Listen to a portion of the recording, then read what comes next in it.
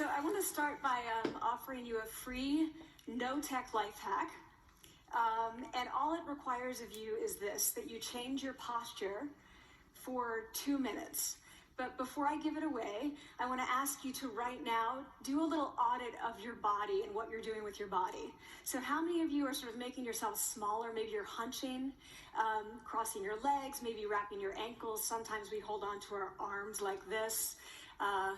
Sometimes we spread out. I see you. So I want you to pay attention to what you're doing right now. We're going to come back to that in a few minutes, and I'm hoping that if you sort of learn to tweak this a little bit, it could significantly change the way your life unfolds.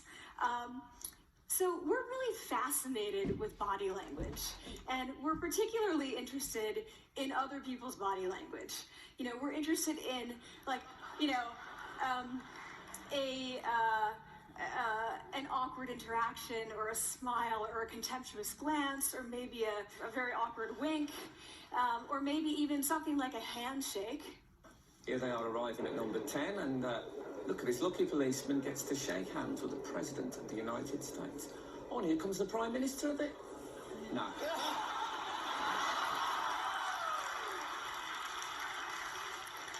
So a handshake, or the lack of a handshake, can have us talking for weeks and weeks and weeks, even the BBC and the New York Times. So obviously, when we think about nonverbal behavior or body language, but we call it nonverbals as social scientists, it's language. So we think about communication. When we think about communication, we think about interactions. So what is your body language communicating to me? What's mine communicating to you?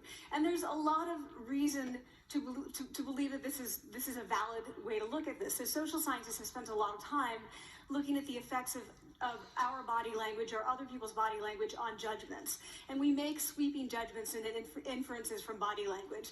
And those judgments can predict really meaningful life outcomes, like who we hire or promote, who we ask out on a date. For example, Nalini Ambady, a researcher at Tufts University, shows that when people watch 30-second soundless clips of real physician-patient interactions, their judgments of the physician's niceness predict whether or not that physician will be sued. So it doesn't have to do so much with whether or not that physician was incompetent, but do we like that person and how they interacted? Even more dramatic, Alex Todorov at Princeton has shown us that judgments of political candidates' faces in just 1 second predict 70% of U.S. Senate and gubernatorial race outcomes. And even, let's go digital, emoticons used well in online negotiations can lead you to claim more value from that negotiation. If you use them poorly, bad idea, right? So when we think of nonverbals, we think of how we judge others, how they judge us, and what the outcomes are. We tend to forget, though, the other audience that's influenced by our nonverbals, and that's ourselves.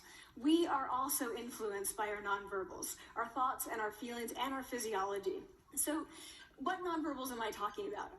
I'm a social psychologist, I study prejudice, and I teach at a competitive business school. So it was inevitable that I would become interested in power dynamics. I became especially interested in nonverbal expressions of power and dominance. And what are nonverbal expressions of power and dominance? Well, this is what they are. So in the animal kingdom, they are about expanding. So you make yourself big, you stretch out, you take up space, you're basically opening up. It's about opening up. And this is true across the animal kingdom. It's not just limited to primates, and humans do the same thing. So they do this both when they have power sort of chronically, and also when they're feeling powerful in the moment. And this one is especially interesting because it really shows us how universal and old these expressions of power are. This expression, which is known as pride, Jessica Tracy has studied, she shows that people who are born with sight and people who are congenitally blind do this when they win at a physical competition. So when they cross the finish line and they've won, it doesn't matter if they've never seen anyone do it, they do this. So the arms up in the V, the chin is slightly lifted. What do we do when we feel powerless? We do exactly the opposite. We close up, we wrap ourselves up, we make ourselves small. We don't want to bump into the person next to us. So again, both animals and humans do the same thing. And this is what happens when you put together high and low power. So what we tend to do when it comes to power is that we complement the other's nonverbals. So if someone's being really powerful with us, we tend to make ourselves smaller. We don't mirror them, we do the opposite of them. So I'm watching this behavior in the classroom, and what do I notice? I notice that MBA students really exhibit the full range of power nonverbals. So you have people who are like caricatures of alphas, like really coming into the room. They get right into the middle of the room before class even starts, like they really want to occupy space. When they sit down, they're sort of spread out. They raise their hands like this. You have other people who are virtually collapsing when they come in. As soon as they come in, you see it. You see it on their faces and their bodies, and they sit in their chair and they make themselves tiny, and they go like this when they raise their hand. I noticed a couple things about this. One, you're not going to be surprised. It seems to be related to gender. So women are much more likely to do this kind of thing than men. Women feel chronically less powerful than men, so this is not surprising. But the other thing I noticed is that it also seemed to be related to the extent to which the students were participating and how well they were participating. And this is really important in the MBA classroom because participation counts for half the grade. So business schools have been struggling with this gender grade gap. You get these equally qualified women and men coming in, and then you get these differences in grades, and it seems to be partly attributable to participation. So I started to wonder, okay, so you have these people coming in like this and they're participating. Is it possible that we could get people to fake it, and would it lead them to participate more? So my main collaborator, Dana Carney, who's at Berkeley, and I really wanted to know, can you fake it till you make it? Like, can you do this just for a little while and actually experience a behavioral outcome that makes you seem more powerful? So we know that our nonverbals govern how other people think and feel about us. There's a lot of evidence, but our question really was, do our nonverbals govern how we think and feel about ourselves? There's some evidence that they do. So, for example, when we smile when we feel happy, but also when we're forced to smile by holding a pen in our teeth like this, it makes us feel happy. So it goes both ways. When it comes to power, it also goes both ways. So when you feel powerful, you're more likely to do this, but it's also possible that when you pretend to be powerful, you are more likely to actually feel powerful. So the second question really was, so we know that our minds change our bodies, but is it also true that our bodies change our minds? And when I say minds, in the case of the powerful, what am I talking about? So I'm talking about thoughts and feelings and the sort of physiological things that make up our thoughts and feelings. And in my case, that's hormones. I look at hormones. So what do the minds of the powerful versus the powerless look like? So powerful people tend to be, not surprisingly, more assertive and more confident, more optimistic. They actually feel that they're going to win even at games of chance. They also tend to be able to think more abstractly. So there are a lot of differences.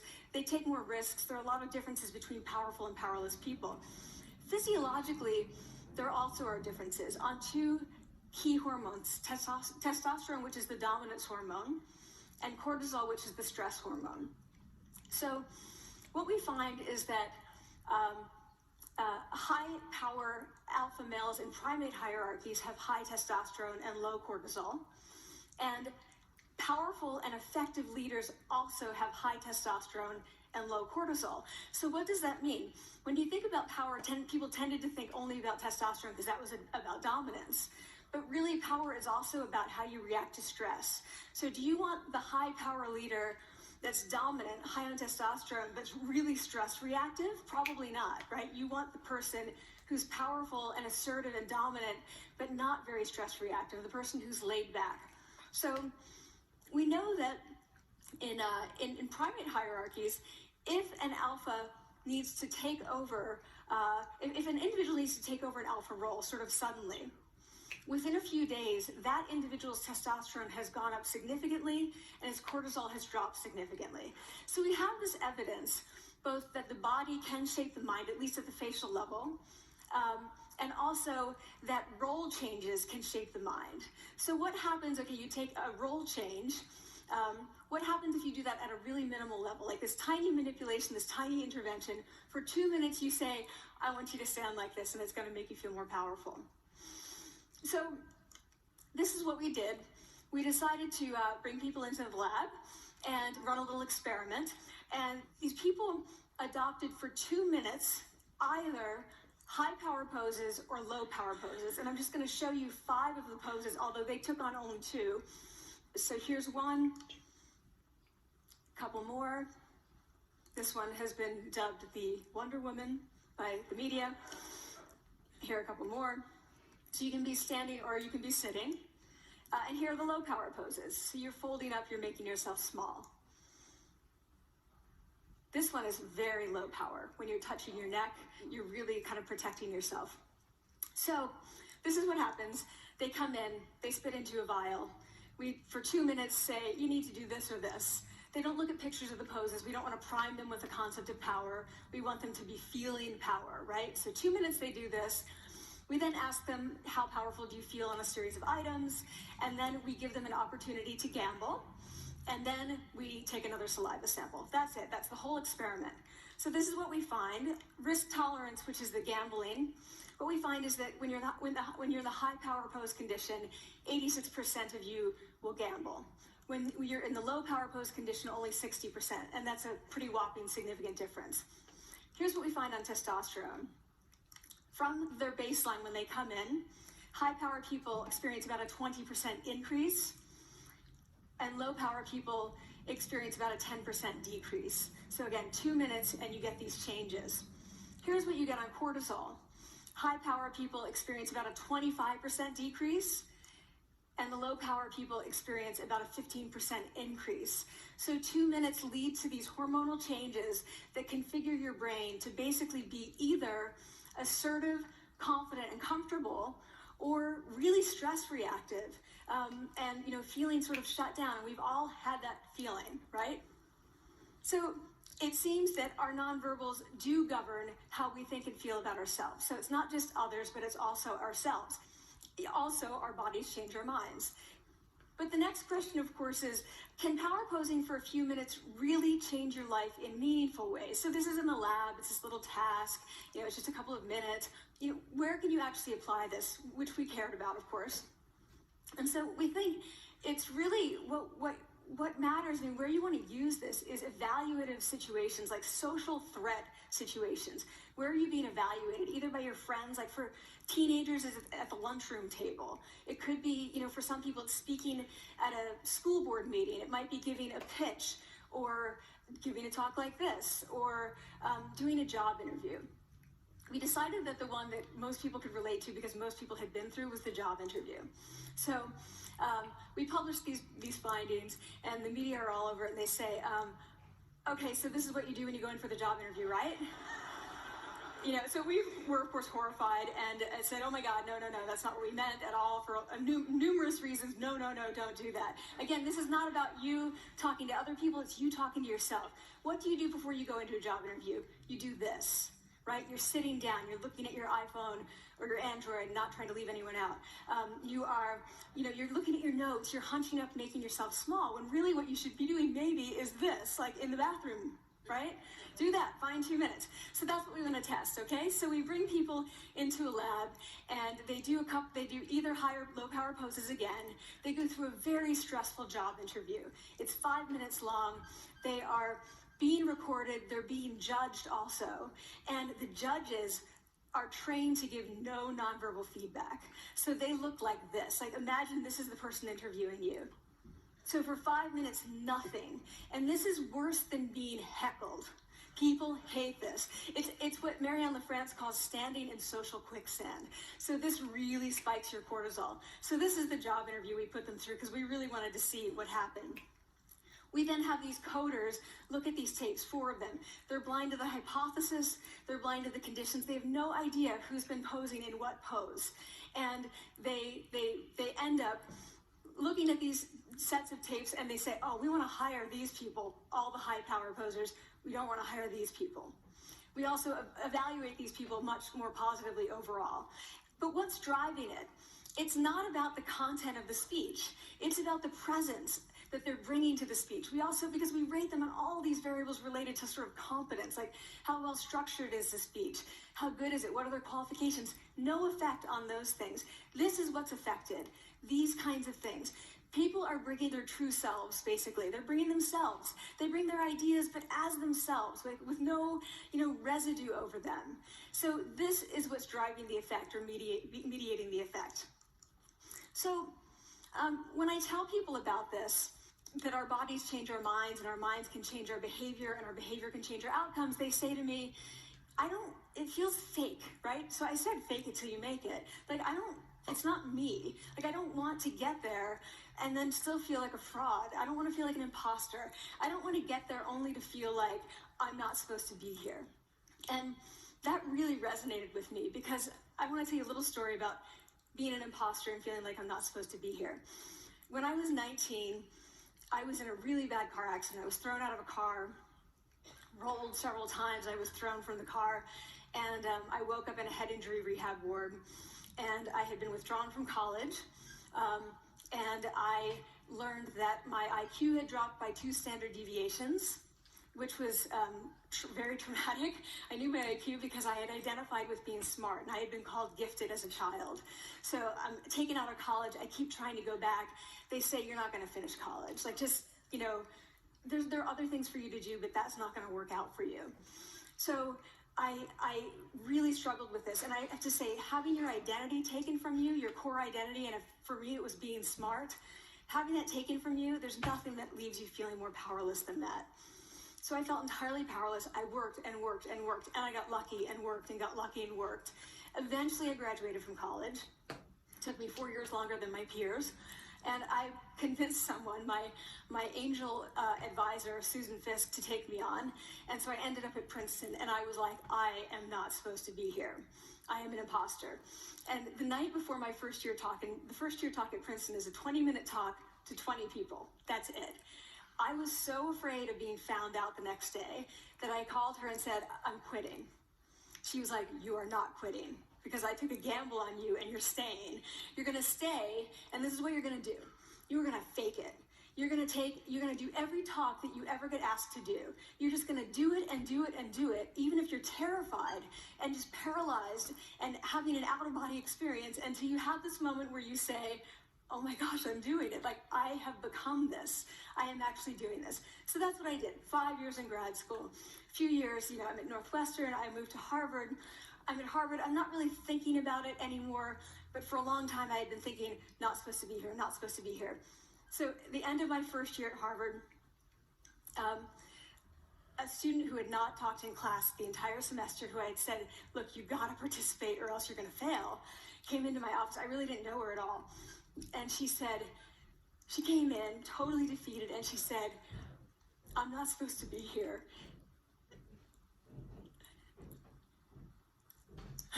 And that was the moment for me, because 2 things happened. One was that I realized, oh my gosh, I don't feel like that anymore.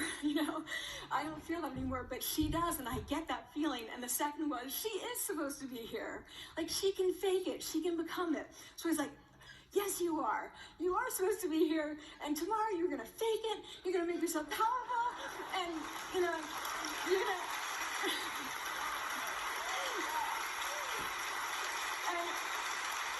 You're gonna go into the classroom, and you are gonna give the best comment ever, And she gave the best comment ever, and people turned around and they were like, "Oh my God, I didn't even notice her sitting there," She comes back to me months later, and I realized that she had not just faked it till she made it; she had actually faked it till she became it.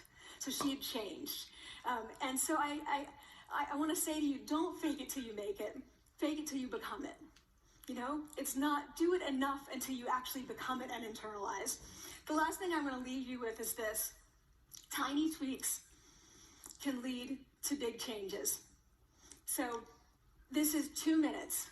2 minutes, 2 minutes, 2 minutes. Before you go into the next stressful evaluative situation, for 2 minutes, try doing this in the elevator, in a bathroom stall, at your desk behind closed doors. That's what you want to do. Configure your brain to cope the best in that situation. Get your testosterone up, get your cortisol down. Don't leave that situation feeling like, oh, I didn't show them who I am. Leave that situation feeling like, oh, I really feel like I got to say who I am and show who I am.